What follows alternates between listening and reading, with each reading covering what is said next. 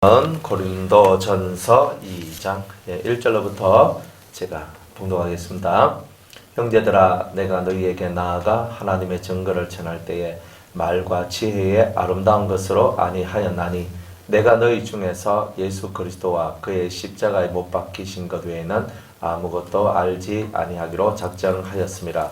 내가 너희 가운데 갈 때에 약하며 두려워하며 심히 떨었노라. 내 말과 내 전도함이 지혜의 고난은 말로 하지 아니하고 다만 성령의 나타남과 능력으로 하여 너희 믿음이 사람의 지혜에 있지 아니하고 다만 하나님의 능력에 있게 하려 하였노라. 그러나 우리가 온전한 자들 중에서 지혜를 말하노니 이는 이 세상의 지혜가 아니요 또 이 세상에 없어질 관원의 지혜도 아니요 오직 비밀한 가운데 있는 하나님의 지혜를 말하는 것이니 곧 감추었던 것인데 하나님이 우리의 영광을 위하사 만세전에 미리 정하신 것이라. 이 지혜는 이 세대의 관원이 하나도 알지 못하였나니 만일 알았다면 영광의 주를 십자가에 못 박지 아니하였으리라. 기록된 바 하나님이 자기를 사랑하는 자들을 위하여 예비하신 모든 것은 눈으로 보지 못하고 귀로도 듣지 못하고 사람의 마음으로도 생각지 못하였다 함과 같으니라. 오직 하나님이 성령으로 이것을 우리에게 보이셨으니 성령은 모든 것 곧 하나님의 깊은 것이라도 통달하시느니라. 사람의 사정을 사람의 속에 있는 영 외에는 누가 알리요? 이와 같이 하나님의 사정도 하나님의 영 외에는 아무도 알지 못하느니라. 우리가 세상의 영을 받지 아니하고 오직 하나님께로 온 영을 받았으니 이는 우리로 하여금 하나님께로서 우리에게 은혜로 주신 것들을 알게 하려 하심이라. 우리가 이것을 말하거니와 사람의 지혜에 가르친 말로 아니하고 오직 성령에 가르치신 것으로 하니 신령한 일은 신령한 것으로 분별하느니라. 육에 속한 사람은 하나님의 성령의 일을 받지 아니하나니 저희에게는 미련하게 보이며 또 깨닫지도 못하나니 이런 일은 영적으로야 분별함이니라. 신령한 자는 모든 것을 판단하나 자기는 아무에게도 판단을 받지 아니하느니라. 누가 주의 마음을 알아서 주를 가르치겠느냐? 그러나 우리가 그리스도의 마음을 가졌느니라. 아멘. 기도하겠습니다. 은혜로우신 하나님, 이 수요일 밤에 저희들이 모여서 함께 예배 드리게 하심을 감사합니다. 우리가 하나님 앞에 살아계신 그 하나님을 사랑하며 믿으며 존중하며 따라가길 위하여 이 자리에 왔사오니 오 하나님, 우리의 마음을 홀로 두지 마시고 아버지의 사랑과 은혜로 하나님께서 복 주시기를 원하옵나이다. 아버지 하나님 앞에 왔사오니 우리를 외면하지 마시고 각 심령 속에 하나님의 능력과 사랑을 부어 주시옵소서. 예수님의 이름으로 기도드리옵나이다. 아멘. 고린도전서 이제 2장이죠. 사도 바울이 이 세상에 와서 하나님에 대한 어떤 대단한 열정, 충성심 이런 것들로 이렇게 많이 가지게 되었고 하나님 나라를 위해서 사는 것이 그 인생의 목적이요 목표라고 생각할 만큼 이제 정말 하나님 앞에 충성된 삶을 살았습니다. 그런데 이 사도 바울이 살아왔던 이 삶을 가만히 보면 예수님을 믿기 전에 사도 바울하고 예수님을 믿고 난 후에 하고 뭐가 달라졌냐면 똑같아요. 그분은 예수님을 믿기 전에도 하늘에 계신 하나님 여호와를 사랑했고 충성했어요. 그리고 예수님 믿고 난 다음에도 하늘의 하나님께 충성했다 이 말이야. 근데 다 똑같은데 그 예수님을 믿기 전에 이 사도 바울은 자기의 힘과 자기의 능력으로 살았고 예수님을 믿고 난 후에는 하나님의 성령의 힘과 능력으로 살았고 이게 다른 거예요. 또 예수님을 믿기 전에는 예수 그리스도가 우리의 구주, 구세주라는 것을 알지 못한 무식한 가운데 충성하였던 것이고 그리고 믿고 난 후에는 이제 예수님을 알면서 그리고 알아가면서 그리고 그 하나님을 진심으로 믿고 따르는 그 모습으로 살았다는 거예요. 그러니까 자기의 힘, 이 자기의 힘으로 살아왔던 그 모든 삶이 정리가 되고 하나님의 성령과 그 힘의 능력에 의해서 살아가는 삶으로 바뀌어가게 된 거예요. 우리들도 마찬가지죠. 예전에 예수 그리스도를 나의 구주로 영접하기 전에는 나의 힘으로 살아왔던 거예요. 내가 열심을 내어도 그거는 나의 힘이었고 내가 똑똑하게 살아가도 나의 힘이었는데 근데 지금은 우리가 예수님을 예수님이 나의 구주, 나를 구원하실 유일한 분으로 내가 받아들임으로 말미암아 그 예수님으로 말미암아 살아가는 삶을 지금 우리는 살고 있다는 거예요. 그러니까 여러분들이 숨을 쉬고 살아가는 이 모든 것이 예수님으로 말미암는 바로 그런 삶이 되어야 된다는 거죠. 우리가 호흡을 할 때 후 하고 호흡을 할 때 우리 속에는 우리의 기운이 흘러나와요. 기운이 흘러나와요. 기운이 흘러나오는데 이 기운이 좋은 기운일 수도 있고 안 좋은 기운일 수도 있어요. 그죠? 제가 감기 걸린 분 옆에 있으니까요. 감기 걸린 분이 자꾸 얘기를 하니까 그 감기 바이러스가 제 몸에 막 침투하는 것 같아요. 그래서 이 머리가 띵띵띵 하고 뭐 이러는 거예요. 한낱 감기 바이러스도 말하는 옆에 있으면요. 감기 걸린 사람 옆에 있으면 막 감기 기운이 막 내한테 막 전달되어지는 걸 막 느끼거든요. 하물며 감기 바이러스도 별거 아닌 그 바이러스도 우리한테 이렇게 전달되는데 우리 속에 있는 기운이 왜 우리한테 전달되지 않겠느냐 이 말이에요. 그러니까 우리는 우리 속이 항상 성령의 역사를 쫓아서 살아가야 됩니다. 성령의 역사가 없이 살아갈 때 우리는 옛날에 그 열심만 했던 사울이 그 열심만으로는 하나님을 핍박하는 자가 되고 예수님을 핍박하는 자가 되었던 것처럼 여러분들의 그 모든 열심이 예수님을 아는 열심이 되어야 된다는 거죠. 자, 그러면서 이 바울이 2장에 있는 말씀을 이제 이런 배경을 갖고 이제 자기가 살아왔던 삶과 그리고 내가 지금 하고 있는 것이 이렇게 다르다는 것을 이제 말씀하고 있는데, 형제들아 내가 너희에게 나아가 하나님의 증거를 전할 때에 말과 지혜의 아름다운 것으로 아니하였으니. 우리는 좋은 말을 많이 해주면 좋아해요. 그러니까 지혜로운 말, 이 언어에 유식하고 그리고 언어가 이렇게 좋은 사람들을 되게 좋아하죠. 같은 값이라도 그죠? 말을 이쁘게 하는 사람을 좋아하잖아요. 우리의 마음이라는 게 다 그래요. 그런데 이 사도 바울은요, 자기의 이 언어의 은수를 갖고 내가 너희들한테 복음을 전하는 것이 아니라 내 안에 있는 성령의 역사심을 통하여서 내가 이렇게 하나님 말씀을 전한다라고 고백을 하고 있는 거예요. 사도 바울이 자기는 말을 잘 못하는 사람이라고 고백을 했어요. 그런데 이 성경을 자세히 읽다 보면 사도 바울이 진짜 말을 못했을까? 제가 봤을 때 아닌 것 같아요. 왜냐하면 이 유명한 왕들이나 총독이나 천부장이나 뭐 유대인들이나 사람들 앞에서, 이방인들 앞에서 복음을 전하는 이 모습을 보면 입에서 따발총이 그냥 막 따따따따따따 하듯이 말씀이 그냥 탁탁탁탁 나오거든요. 그런데 말을 잘 못한다는 말이 그건 좀 이해가 좀 잘 안 가는 거예요. 그래서 좀 사도 바울이 상당히 자기를 겸손하게, 나는 말도 못하는 자인데 하면서 이렇게 말하는 그런 겸손함이 있지 않았나 하는 그런 생각을 하게 돼요. 근데 이 말이 사도 바울이 많이 배웠거든요. 이스라엘 나라에서 가말리엘 문화라 그러면 최고의 바리새인이 되는 길이었고 최고의 그냥 그 시대의 종교인, 신앙인, 그리고 하나님의 이 성경을 제대로 알아가는 그런 제대로 된 FM, 가장 좋은 그 학업의 길을 걸어갔다라고 보시면 됩니다. 여러분들 지금 그 가말리엘 문화라 하는 게 학교로 따지면요, 이스라엘의 이런 가말리엘 문화라는 말은 최고의 스캅들이 있는 곳에서 내가 하나님을 배웠다, 뭐 이런 말하고도 똑같은 말이에요. 그러니까 대단한 지혜로운 랍비들과 대단히 똑똑한 사람들 속에서 자기가 배웠다. 그러니까 급으로 따지면 우리나라 같으면 서울대급이고 외국 같으면 하버드나 MIT나 뭐 이런 그죠? 그런 대학과 같은 이렇게 정말 좋은 데서 아주 머리가 뛰어난 사람들 속에서 자기가 하나님의 법을 배우고 하나님의 말씀의 가르침을 배우면서 이렇게 자라났어요. 그러니까 그 사람은 절대 말이 약한 사람이 아니에요. 절대 말이 약한 사람이 아니라 말을 잘하는 사람 중에 한 명이었을 것이다. 그래서 말을 잘해요. 여러분들 모세가 저는 입술이 우둔하여 그랬죠.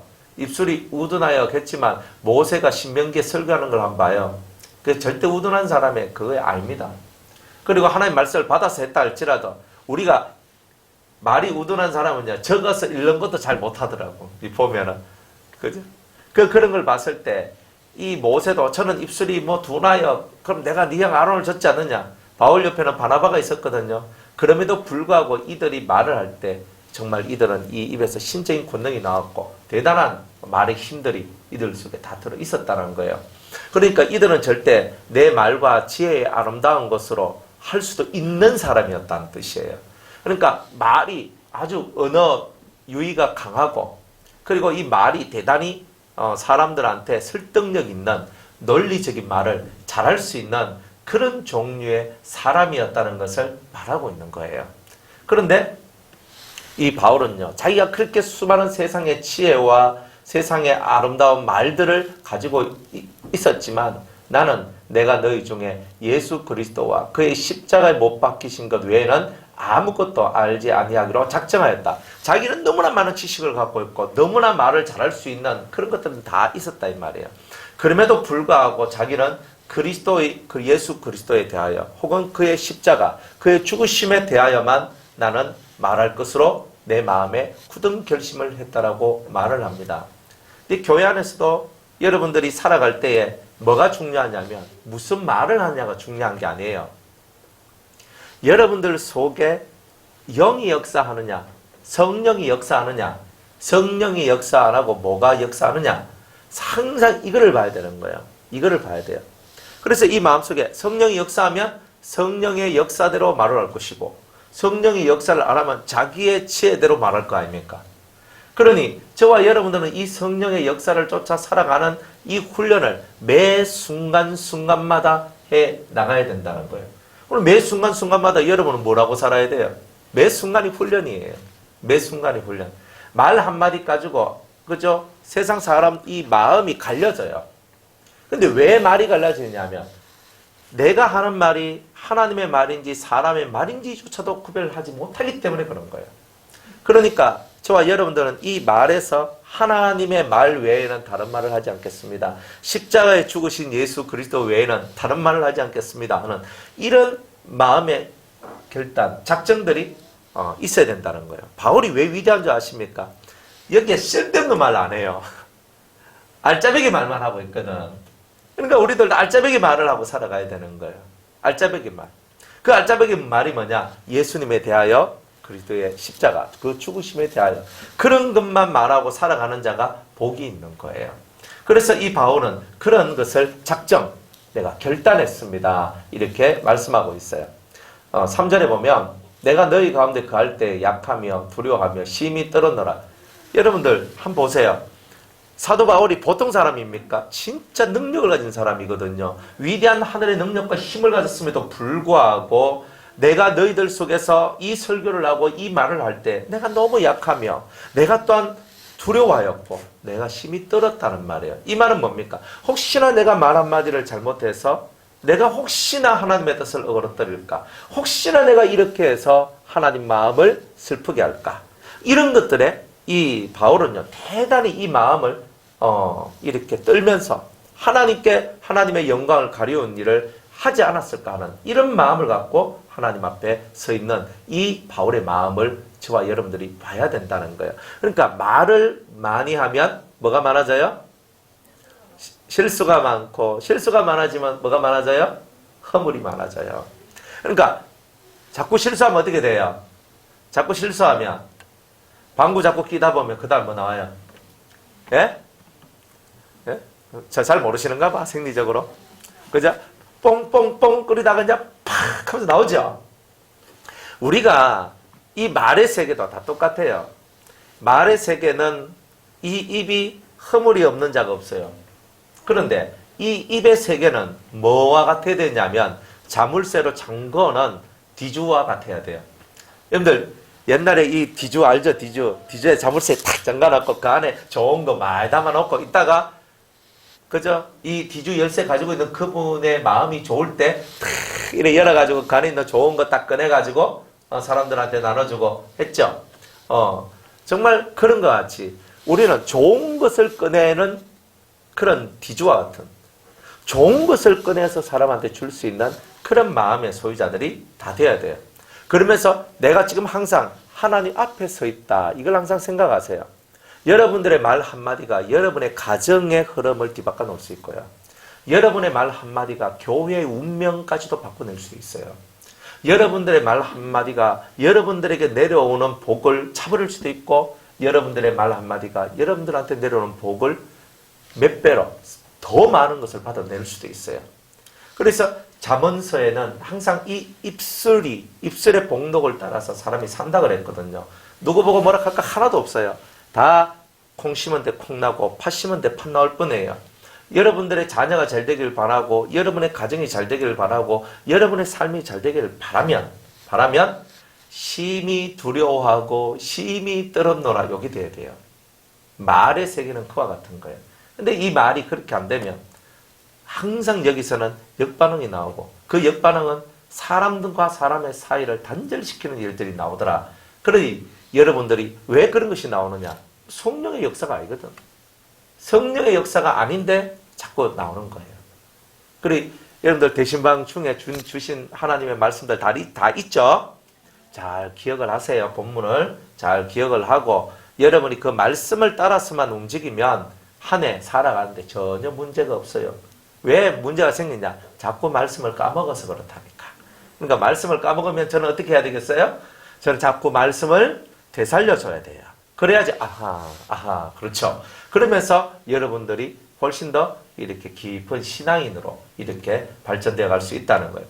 바울은 내 말과 전도함이 지혜의 고난한 말로 하지 아니하고 다만 성령의 나타남과 능력으로 하여 이렇게 말씀을 하고 있어요.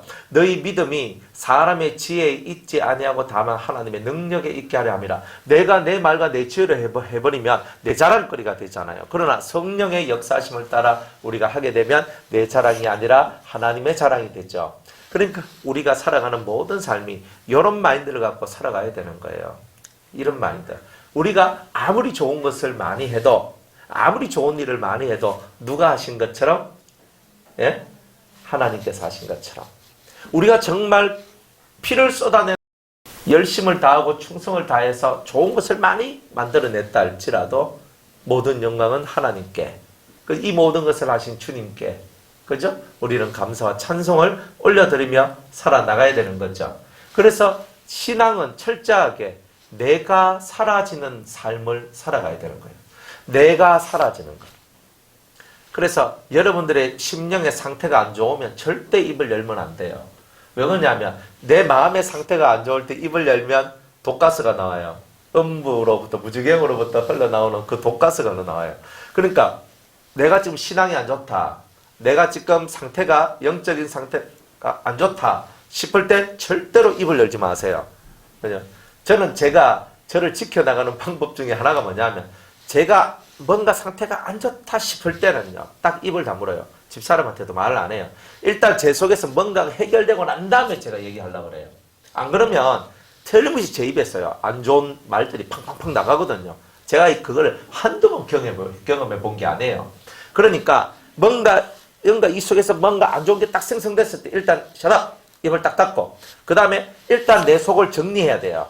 왜 이럴까, 내 속이 왜 이럴까, 이러면서 정리 싹 하고, 그 다음에 내 심령 속에서 이 문제가 해결되고 난 다음에 입을 열어야 독가스가 안 나와요. 인간 세상은 무조건 이렇게 해야 돼요. 그렇게 안 하면 나도 모르는 사이에 내 속에서 이 독 열매가 확 퍼져나가지고 그걸 먹는 사람들이 다 죽어요. 고통하고. 이런 사건들이 벌어지는 거죠. 그러니까 저와 여러분들이 이런 것을 알고 성령의 나타남, 따라합시다. 성령의 나타남. 성령께서 내게 주시는 그 힘과 능력을 갖고 말하는 자, 성령이 주시는 지혜와 말로서 말하는 자, 이런 사람이 다 되라는 거예요. 그러니까 우리는요, 말하기 전에 뭐부터 해야 돼요? 성령이 지금 내게 말씀하시나? 그죠? 성령이 내게 말씀하시나? 항상 이거를 가슴에 품어야 돼요. 그러면 여러분들의 삶이 복을 얻게 돼요. 다 복을 얻는 길은요, 간단해요. 아주 심플하고 쉬워요. 이 쉬운 길을 여러분이 차근차근 잘 걸어갈 때에 여러분들은 복을 받게 돼요.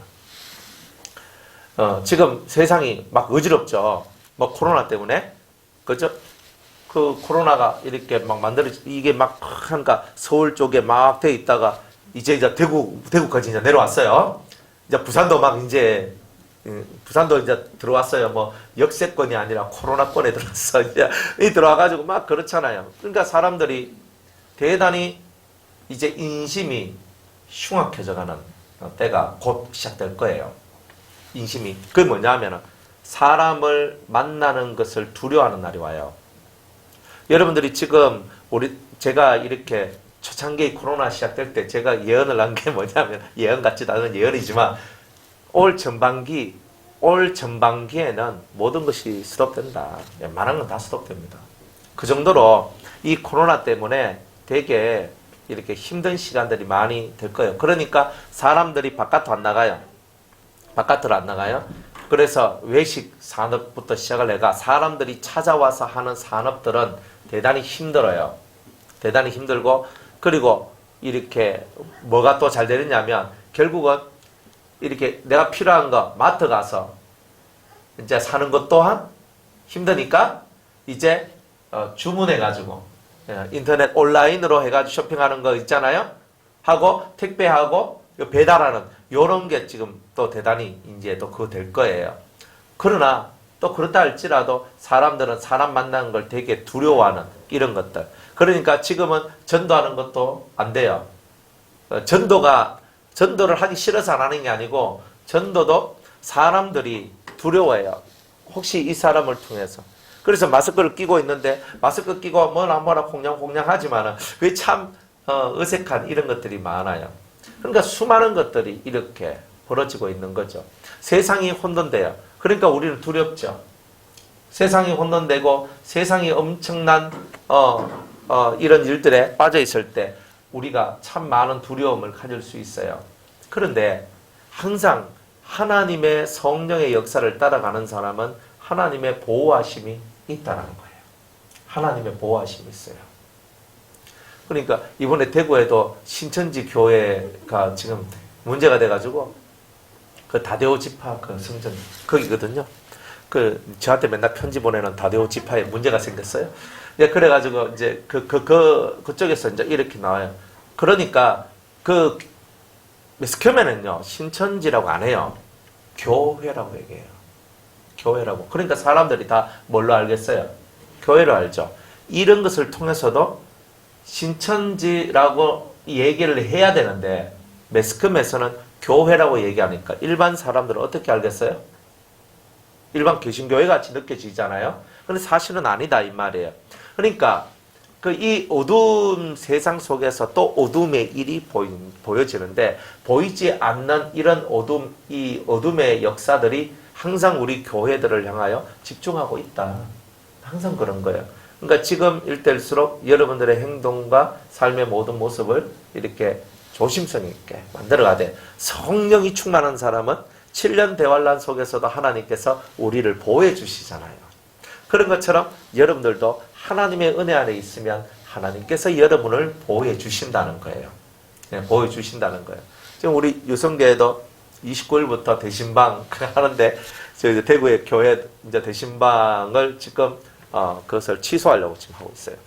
그러니까 이게 지금 이런 시국에 대신방 한다는 것 자체가 대단히 지금 부적절하다. 그래 지금 당연히 이제 장로님들하고 지금 얘기를 하고 있는 중이에요.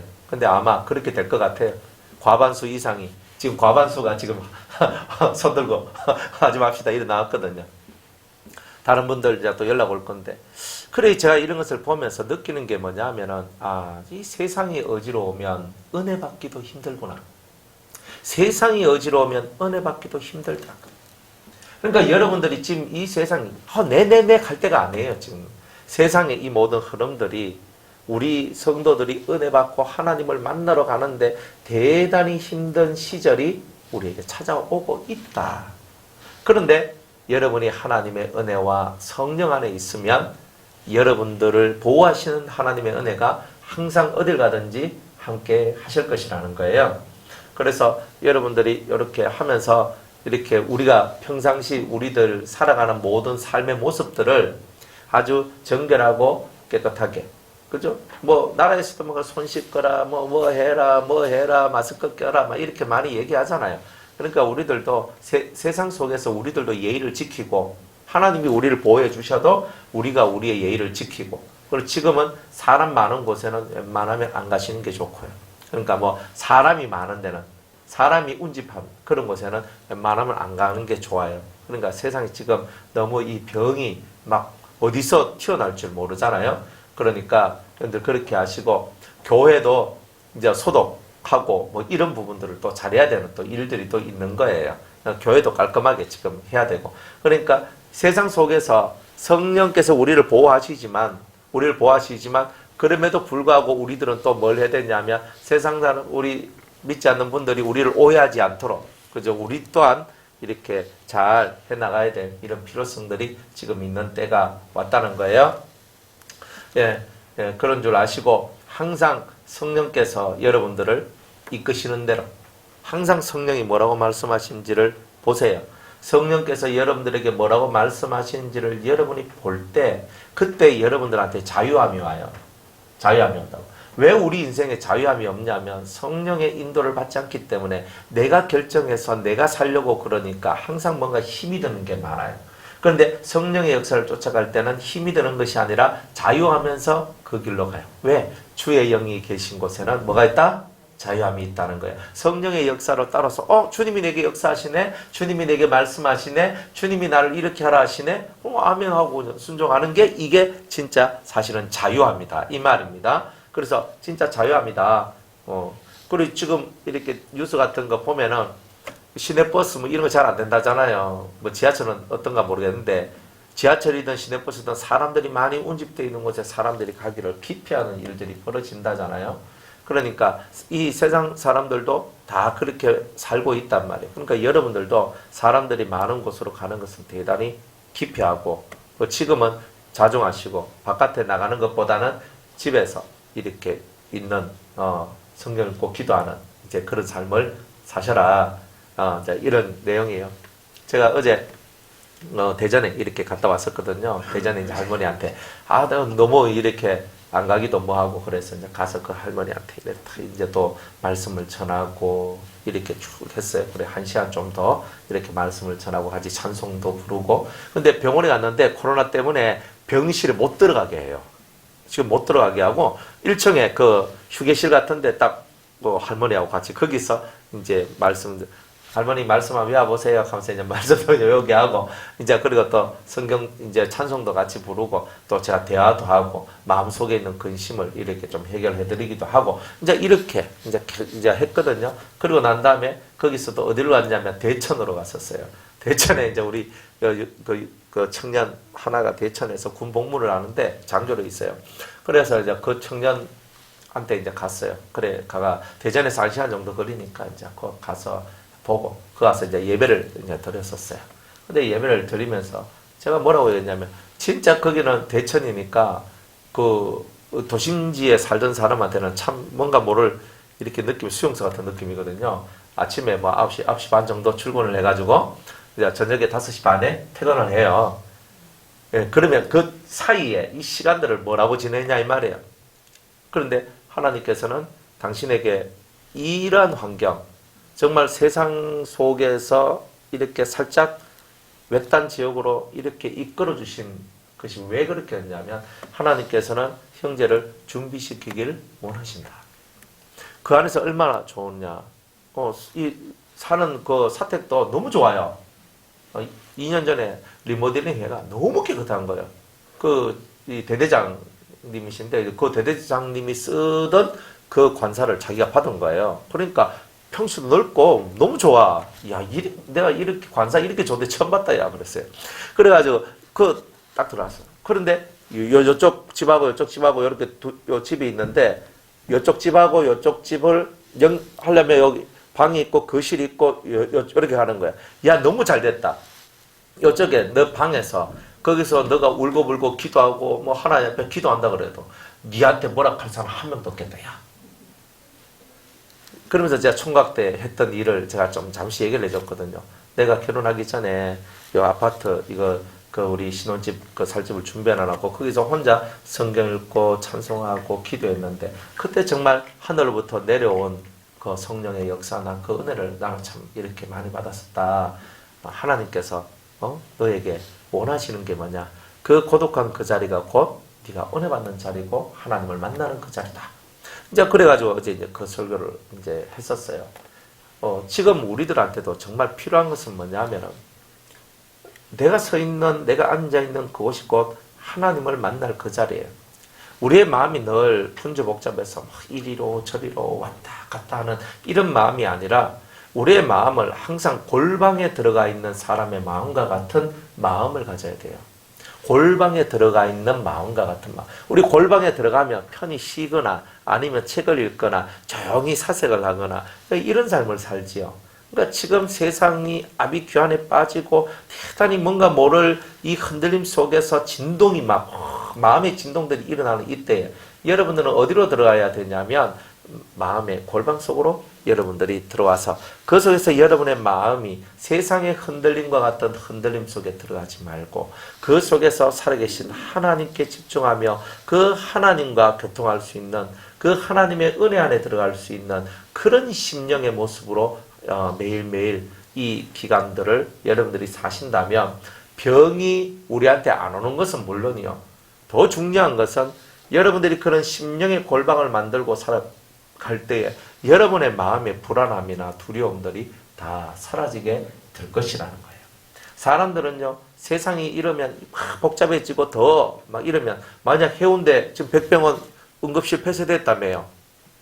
그죠? 개검에도 뭐 폐쇄됐다며요. 그러면은 점점 부산에도 이런 열기가 훅 달아오른다는 뜻이에요.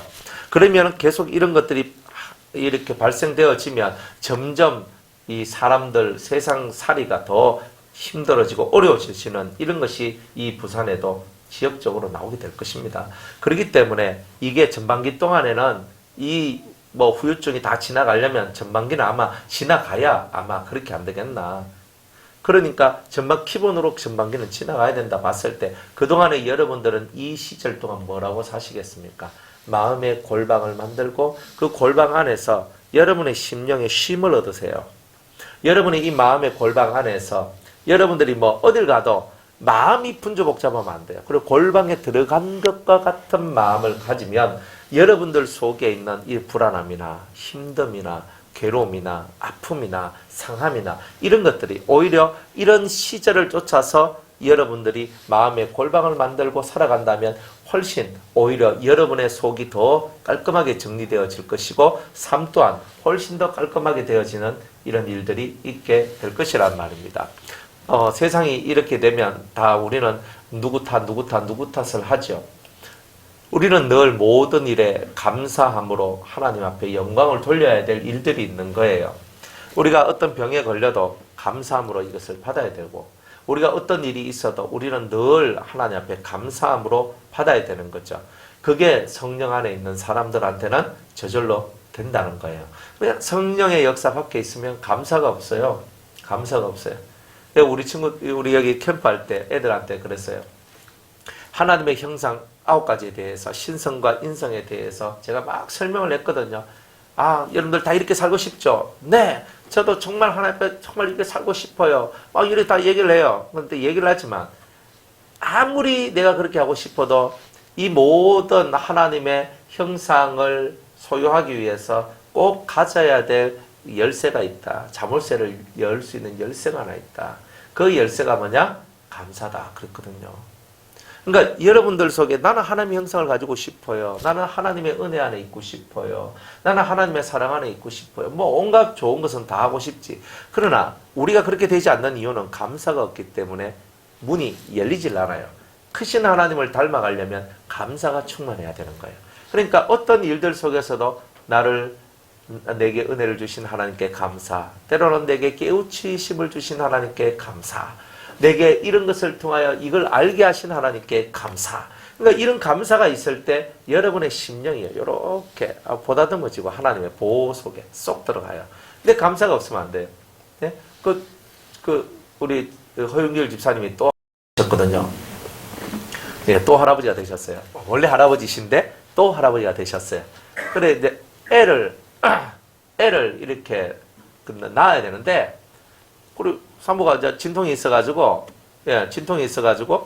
이제 병원에 갔어. 병원에 갔는데 애가 이렇게 머리가 이 자궁 밑으로 해가지고 이렇게 딱 돼 있었는데 거꾸로 돼 있는 거예요. 거꾸로. 근데 거꾸로 돼 있었어. 그래 거꾸로 돼 있으니까 이게 얼마나 이게 정말 황당하겠어요. 그래가 14일날 진통이 생겨가지고 그래 병원에 갔더니만 애가 거꾸로 이렇게 있다는 거야. 그래가지고 병원에서 지금 애가 지금 막달이고 애가 너무 크고 이건 애를 뒤돌릴 수 있는 방법이 없다. 그러니까 제왕절개 해야 된다. 그래가지고 15일날 11시에 제왕절개를 했다 이 말이에요. 그죠? 하나님께서는 그죠? 순산하기를 누구나 다 원하잖아요. 하나님은 다 순산하기를 다 누구나 다 원하는데 그 모든 길에는요. 하나님께서 작은 거 하나 속에서도 우리한테는 은혜가 되는 내용이 있고 그리고 또 우리한테는 하나님의 가르치심과 교훈함이 있는 거예요. 우리 허집사님 첫째 우리 그 손주 도연이가 났을 때 얘가 도연이 딱 났을 때 얘가 태변을 먹었어요.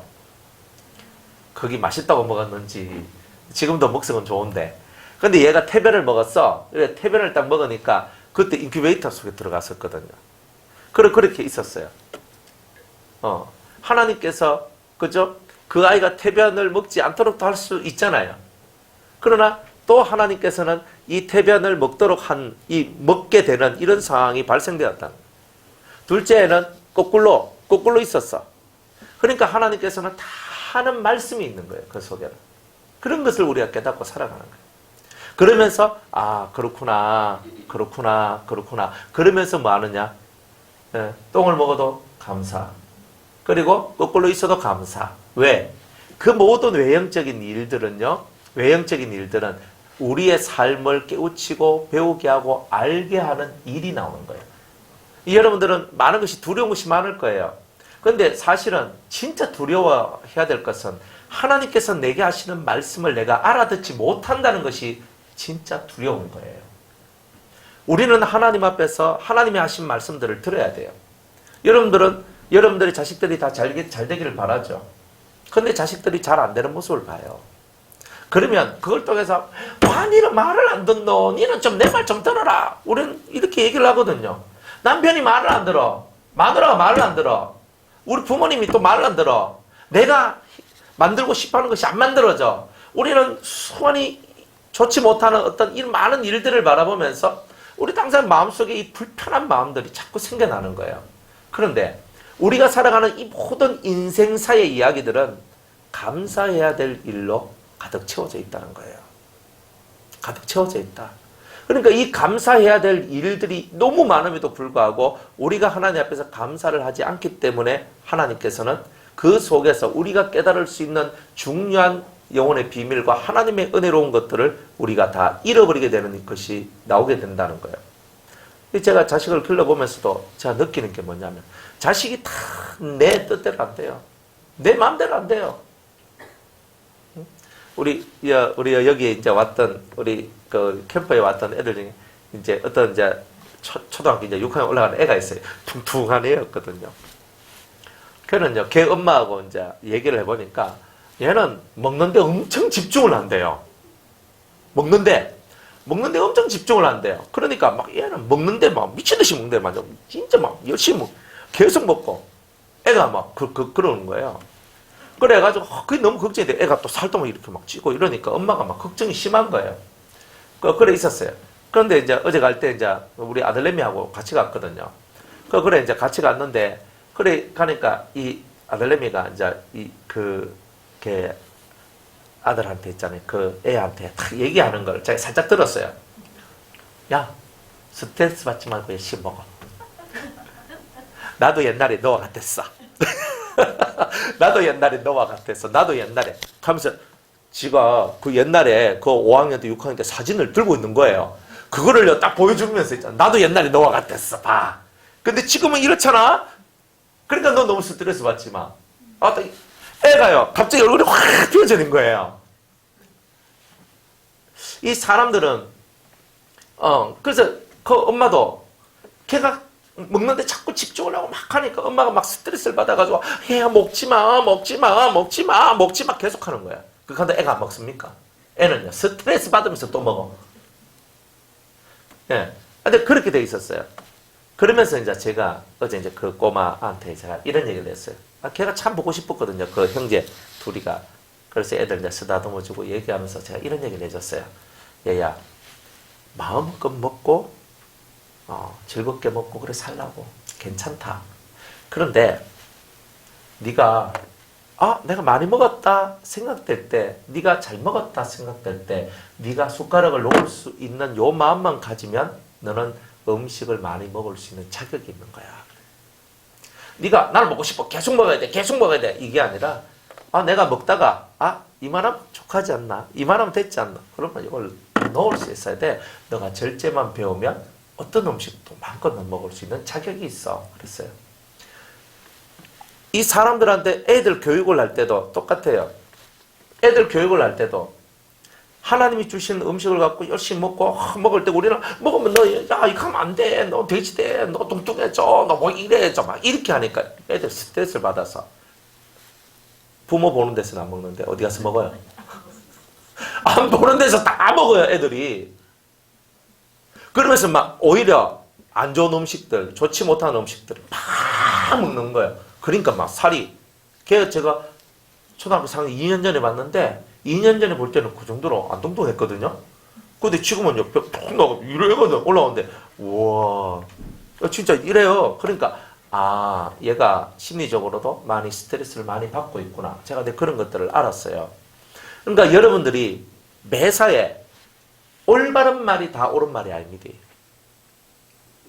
사람의 마음은요, 심리적으로 불안한 것들이 항상 들어있어요. 그 아이들한테 뭘 가르쳐 주냐면 두 가지만 가르쳐 주면 돼요. 첫 번째는 감사함으로 무엇이든지 하라. 이게 첫 번째예요. 그 다음에 두 번째는 절제를 할 줄 알아야 된다. 이거거든요. 근데 감사하는 마음으로 모든 것을 하지 않으면 즐거움이 없고 행복함이 없어요. 그러니까 여러분들이 살아갈 때에 올바른 거, 이게 옳은 거야, 이게 맞는 거야. 근데 애들이 그걸 몰라서 그럴까요? 애들 다 알아요. 웬만하면 다 알아요. 내가 이렇게 하면 안 되는 줄 알면서도 해요. 아이들한테 정말 가르쳐 줘야 될 두 단어가 뭐냐 하면 첫 번째가 감사예요. 감사할 줄 아는. 그래서 예전같이 조그마한 애들한테도 있잖아요. 뭔가 하나를 주면은 이렇게 감사합니다 이렇게 인사를 시키는 이유가 뭐예요? 교육이잖아요.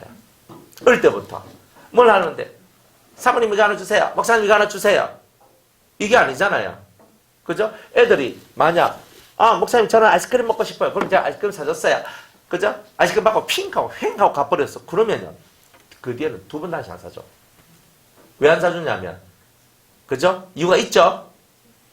그런데 애가 목사님 참 저거 먹고 싶은데 하고 이제 와요. 근데 제가 사줬어요. 탁 사주면 목사님 감사합니다. 탁 이렇게 얘기를 해봐요. 다음엔 두 개 사줘요. 감사는 복을 불러들이는 능력이에요. 여러분들이 인생 속에서 몇 가지 감사합니까? 오늘 하루 사시면서 몇 번 감사했습니까? 뒤따 인상만 쓰고 있었습니까? 아니면 오늘 여러분들 감사를 하나님 앞에 몇 번 하셨어요? 잘 생각해봐요. 그러면 하나님 앞에 여러분이 몇 번 감사했는가? 그 몇 번이 곧 여러분의 신앙의 현 주소입니다. 감사할 게 없다면 여러분들은 신앙의 현 주소가 바닥. 그래도 아이고 이거는 감사하네. 가만. 그건 감사하네가 하나가 나왔어. 그러면 감사가 한번 나왔으면 이제 여러분들 수준이 밑바닥은 아니다 이 말이에요. 그러니까 우리의 이 마음에서 이 감사가 사라지니까 삶 자체가 자꾸 힘들어지는 거예요.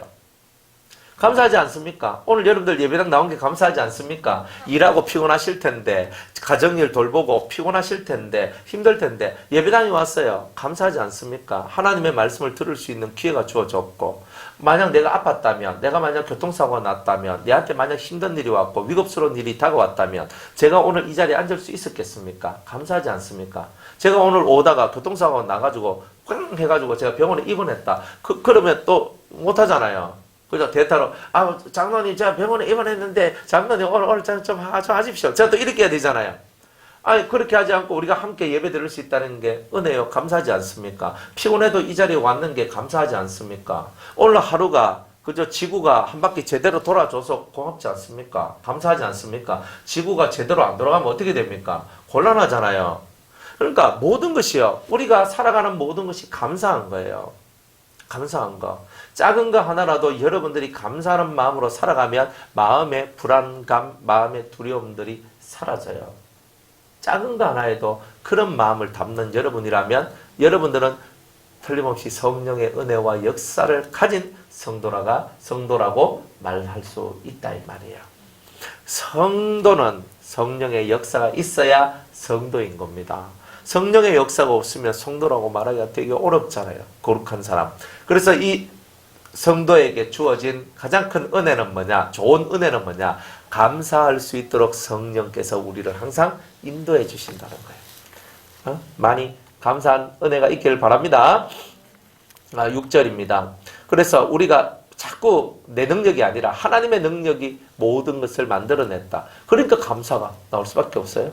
자, 6절에 그러나 우리가 온전한 자들 중에서 지혜를 말하노니 이는 이 세상의 지혜가 아니요 또 이 세상에 없어질 관원의 지혜도 아니요 오직 비밀한 가운데 있는 하나님의 지혜를 말한 것이니 곧 감치였던 것인데 하나님이 우리의 영광을 위하사 만세전에 미리 정하신 것이라. 자, 여기에서는요 우리가 완전한 자들, 온전한 자들인데 이건 완전한 자들이에요. 완전한 자들 중에서 지혜를 말합니다. 이는 세상의 지혜가 아니요 또 이 세상에 없어질 관원의 지혜는 뭐냐? 통치자의 지혜라는 뜻이에요.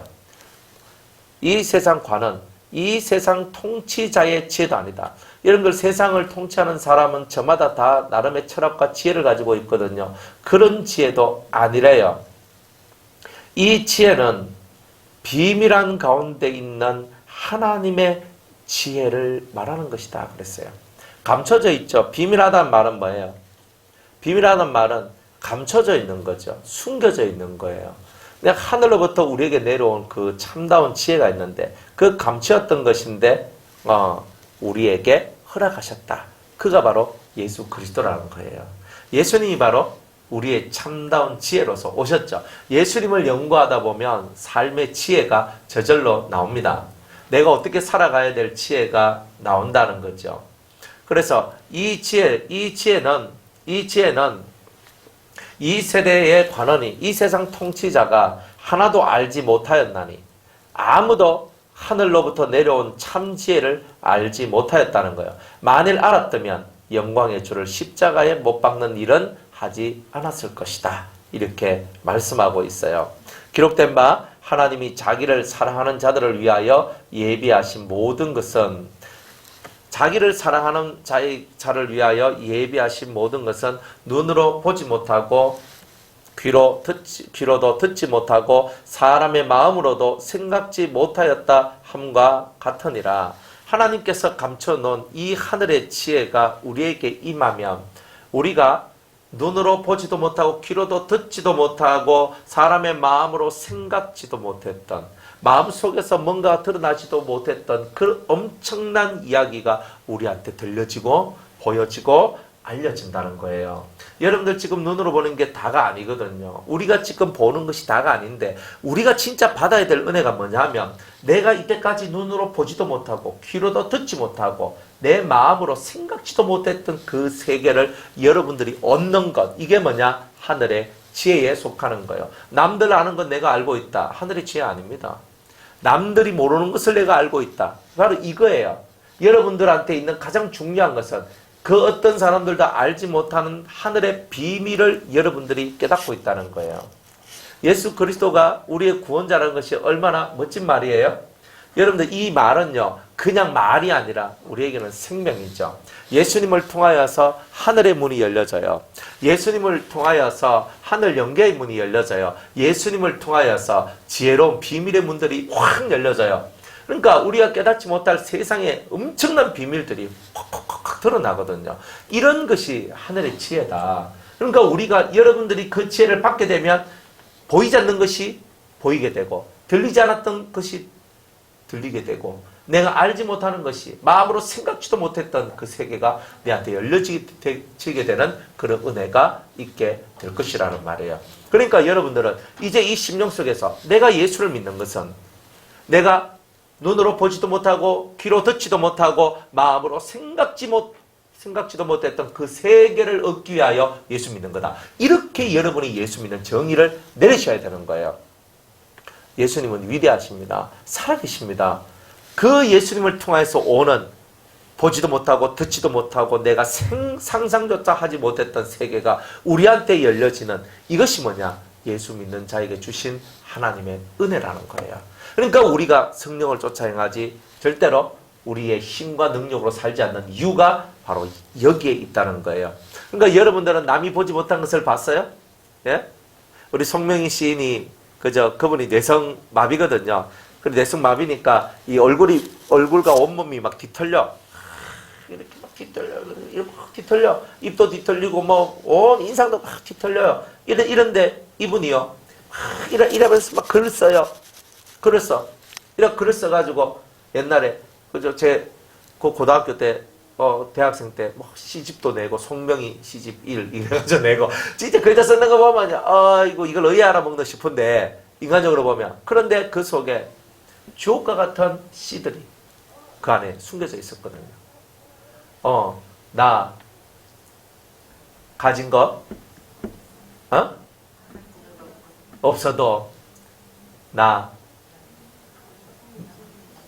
남이 가진 지식 없어도 또 남에게 있는 것 건강 없어도 남한테 없는 것 내게 있으니 그러잖아요. 여러분들 온몸이 뒤틀려고 이래가지고 이렇게 살아가는 사람이에요. 휠체어 뒤에서 밀어주고 이렇게 살아가는 사람이 남에게 없는 거 있어요. 이렇게 얘기하고 있는 거예요. 여러분들은 다 가지고 계시잖아요.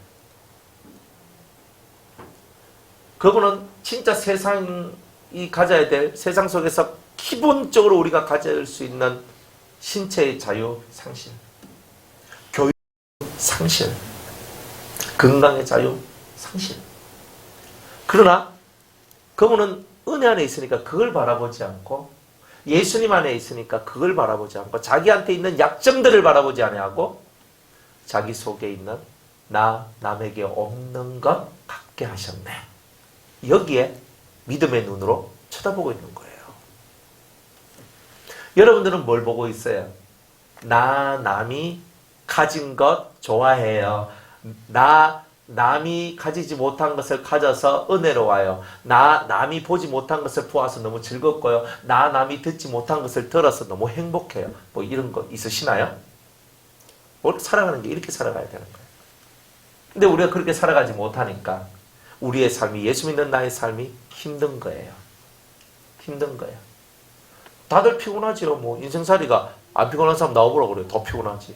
인생은 고난 가운데 난나니 불띠가 위로 올라간 것 같을 것이라고 성경은 얘기했어요. 그러니까 우리는 다 고난 가운데 나서 불띠가 하늘 위로 올라가는 것처럼 우리는 다 고난스럽게 살아가요. 다.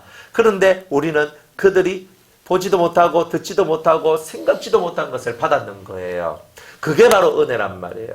예수 믿는 가장 큰 이유는요. 내가 남보다 더 많은 것을 가졌기 때문이 아니고 남보다 더 많은 것을 배웠기 때문이 아니라 그 어떤 사람도 가지지 못했던 하늘의 비밀이 내게 열려져서 그게 감사한 사람. 그 사람들이 바로 예수 믿는 사람이에요. 오늘 우리가 그것을 감사할 수 있을 때 여러분의 삶은 평안하실 겁니다. 진정한 평안은 거기에서 나와요. 그래 여러분들 마음속에 하나님 정말 제가 예수 믿는 즐거움이 어디 있습니까? 저는요 돈이 저의 즐거움인 줄 알았는데 그것도 아닌 것 같고요. 제가 많은 성취를 이루는 것들도 제 즐거움이 아닌 것 같습니다. 우리 애들이 잘 되는 것이 내 인생의 만족인가? 그것도 아닌 것 같습니다. 여러분들 사시다 보니까 그런 생각 안 들어요? 자식이 잘 되는 것이 꼭 내가 잘 되는 건 아니죠. 안 그래요? 내 속에 진짜 내 자신이 만족할 수 있는, 행복할 수 있는 그게 필요한 거예요. 우리 옛날 부모님들은요 대리만족하셨거든요. 대리만족이 뭐냐면 내 공부 뭐 했거든 니는 공부해라 하면서 또 공부시키잖아요. 그럼 열심히 공부시켰어요. 저희 부모님들도 다 무학이거든요. 초등학교도 졸업 못하신 분이에요. 저희 부모님들. 그러니까 공부한다 그러면요 어쨌든 시켜주려고 진짜 노력 많이 했어요. 두 분 다 노가다. 근데 어머니는 여자니까 힘이 훨씬 빨리 딸리셔가지고 이제 어머니는 한 60쯤 되니까 모든 걸 스톱하시더라고요. 저희 아버지는요, 75세까지 노가다 하셨어요. 저를 50에 낳으셨거든요. 51살에 낳으셨어요. 저 때문에 75세까지 일하신 거예요. 노가다. 그냥 일이 아니고 노가다 일을 했다니까. 그런 자식이 다 잘 되기를 바라고, 그런 자식이 다 이 세상에서 떵떵거리며 살기를 원하는 게 부모의 마음 아니겠어요? 근데 죽어보면요, 아무 필요 없다는 거 알아요. 죽어서. 나는 세상 살 때는 그게 다인 줄 알았는데 죽어보면 내가 내 영혼을 위해서 한 것이 아무것도 없구나 하는 것을 깨닫게 돼요. 여러분들은 여러분들이 진정한 행복을 어디서 찾으실래요? 저는 오늘 9절 말씀 여기서 찾으시라고 저는 말씀드리고 싶어요. 이 말씀이 진짜 내 행복이에요. 나는 눈으로 보지 못한, 어떤 사람도 보지 못한 것을 전 봤습니다. 어떤 것도 들을 수 없었던 것을 전 들었습니다. 저는 사람들이 마음으로 생각지도 못한 것을 생각할 수 있습니다. 누구 때문에? 예수님 때문에. 그래서 저는 행복합니다. 여러분이 그렇게만 되신다면 여러분들은 자유자가 되실 겁니다. 자유자가 못 되는 이유는요, 인생의 모든 것에 묶여있기 때문입니다. 묶여있어요. 다 묶여있는 거예요. 묶여있는 데서부터 벗어나야 되는 거예요. 여러분들의 묶임은 어디에 묶여있습니까? 누구한테 묶여있습니까? 아니면 무엇에게 묶여있습니까? 그 묶여있는 것이 여러분의 발목을 잡고 있는 거예요. 그러나 보지 못하고 듣지 못하고 생각지도 못한 것을 받을 때에 그 묶여있는 것이 탁 하면서 풀려나가기 시작하는 거예요. 탁 하면서 풀려나가요. 여러분이 어디에 묶여있어요? 뭐에 묶여있어요? 다 보이는, 눈에 보이는 그 무엇에 묶여있는데 그 묶여있는 것으로부터 여러분이 벗어남으로 말미암아 여러분들은 자유함을 얻는데, 어떻게 자유함을 얻어요? 묶여있는 것은 보이는 것이니까 보이는 것에서부터 자유하려면 보이지 않는 진정한 가치가 여러분을 사로잡아야지만 여러분들은 행복하고 자유할 수 있어요. 근데 그 보이지 않는 게 뭡니까? 바로 남이 보지도 못하고 듣지도 못하고 생각지도 못한 것을 여러분들이 받는 거예요. 그것이 바로 예수님 안에 있어요. 그걸 얻으실 때 여러분은 자유하다, 행복하다, 외롭지 않다, 감사하다. 이게 저절로 되는 것입니다. 우리 변화선교회 성도님들이 다 이렇게 되기를 축복합니다. 정말 이렇게 되셔서 여러분들이 이 나날이 인생살이를 이렇게 사시면서 여러분들 얼굴에서 꽃이 펴지기를 바라요. 얼굴의 꽃은요, 감사를 통해서 나오는데 진짜 감사가 나오거든요. 그리고 얼굴에 꽃이 탁 펴요. 얼굴 딱 보면요, 딱 보면은 이 딱 오잖아요. 피 딱 오잖아요. 저 속에 뭐가 들어있는지 딱 보이잖아요. 그래, 아이고, 허파에 무슨 뭐가 들어있노? 이제 뭐 내가 못 본 것을 보았어요. 내가 못 들은 것을 들었어요. 내가 생각지도 못한 것을 받았어요. 뭐 이런 건 없고 엉뚱한 사람의 형상이 얼굴 속에 꽉 채워져 있는 거예요. 그리고 자유가 없는 거라. 여러분의 얼굴 속에, 마음 속에 예수님의 형상이, 예수님의 지혜가 채워지기를 원합니다. 사람이 자꾸 채워져 있으니까 자유가 없어요. 그러니까 자유는 사람이, 머릿속에 사람이, 형상들이 사라지면 영혼의 자유함이 와요. 그리고 그 지워진 그 자리 속에 하늘의 지혜가 들어와서 자유가 만들어져요. 그게 바로 은혜예요. 뭘 쳐다봐요? 그죠? 이 흙으로 만들어진 이 인생은 아무것도 아닙니다. 그죠? 우리 세상 진리는 다 알잖아요. 곧 우리는 다 어디로 가요? 흙으로. 이 육체는 흙이니 흙으로 돌아가고, 그 다음에 지금 말하고 생각하고 느끼고 있는 진짜 본연의 여러분들은요, 이 영혼은 어디로 가기를 원해요? 네? 어제 우리 조천 할머니한테 가서 얘기했어요. 할머니, 위로 올라가셔야 되죠. 하늘로 가셔야 됩니다. 이래 얘기했어요. 그 92세 할머니. 그러니까 내가 죄를 너무 많이 지어가지고 내가 하나님 앞에 하늘나라 가게 해주세요 하려고 하니 내가 염치가 없다. 진짜 극하시더라니까. 좀 양심적이지 않습니까? 저는 그 할머니 보면서 제가 느끼는 게 뭐냐면, 야, 이 할매 진짜 위대하다. 왜냐하면 염치가 있거든. 나는 천국 가, 천국 가, 이거 하는데 저분은 어떻게 저렇게 그 천국 간다는 것을 저렇게 담대하게 말할 수 있나? 그런데요, 그분은요, 내가 지연제가 너무 많아서 하나님 앞에 저 천국 보내달라고 하는 게 염치가 없대요. 제가 그걸 보면서 그런 말을 하는 이 할머니이기 때문에 할머니는 천국 갈 수 있어요. 천국 가는 거는요, 우리가 잘해서 가는 게 아니에요. 우리 이 세상에 있는 모든 사람이 다 죄인인데, 다 죄짓고, 다 범죄하고, 다 허물 많고, 다 그런데, 누가 뭐 천국 갈 자격이 어디 있어요? 다 죄인인데, 다 죄인은 맞지. 죄인은 맞대. 그렇게 끄떡끄떡 그러시는 거라. 다 죄인인데, 뭐, 다 이 죄인들이 다 지옥 가야지. 그런데, 하나님께서 예수 그리스도의 이름을 부르고, 그분을 믿는 사람, 그런 사람, 그것 때문에 감사한 사람, 이런 사람을 하나님께서 하늘나라로 보내주시는 거예요. 우리가 잘해서 그런 게 아니고. 그러니까 그래요. 그래 목사님만 믿겠습니다. 이렇게 하시대. 하나님을 믿어야 된대. 그래서 어쨌든 간에 그렇게 하시더라고. 그래 할머니를 제가 바라보면서 적어도 우리가 인생을 살면서 하나님 앞에서 염치는 있어야 된다. 염치는 있어야 되는데 우리는 구원 못 받을 우리가 구원 받았으니 우리가 염치 있는 행동을 해야 되지 않겠나 이 말이죠. 염치 있는 행동을 해야 된다.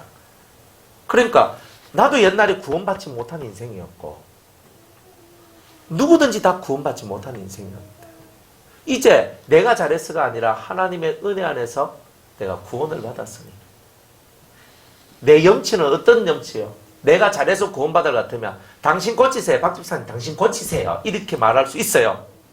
그렇지만 내가 잘해서 구원의 은총을 받은 것이 아니기 때문에 누구한테 당신 고치시오란 말을 할 자격이 우리한테는 없어요. 그게 신앙의 염치예요. 그럼 우리는 뭘 하느냐? 내가 나를 고쳐가는 거예요. 내가 나를 고쳐가면서 다른 사람이 나를 보고 엄마야 저 사람 옛날 개떡 같은 성격 가지고 있었는데 맨날 지랄하고 살더니만 지금은 좀 얌전해졌대.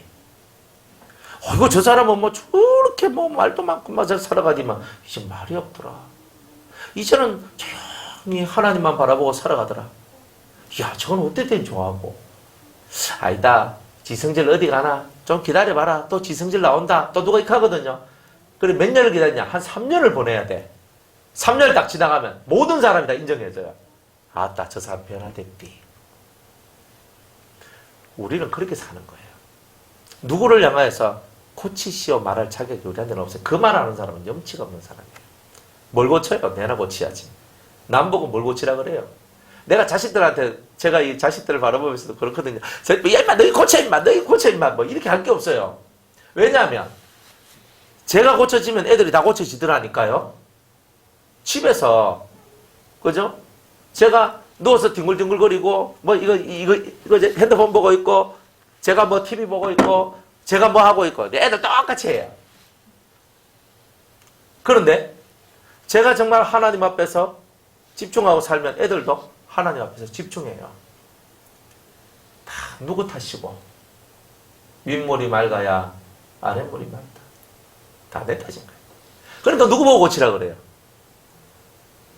그러니까 내가 나보고 고치라 해야지. 내가 나보고.